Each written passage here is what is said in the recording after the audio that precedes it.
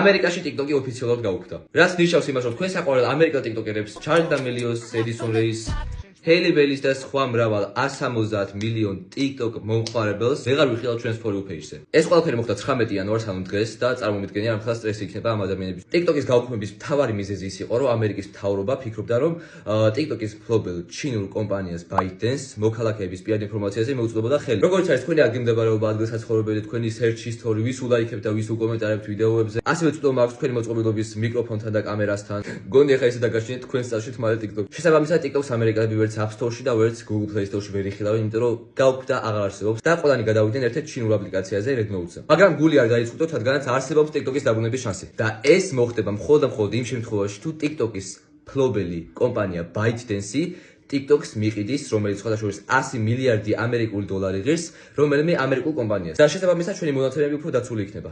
და იმედი დაგვიბრუნებიან ჩვენი TikTok-ერებიც, იმიტომ რომ Squid Game-ის მესამე სეზონის ედიტები მინდა ვნახოთ ჩემ For You-ზე.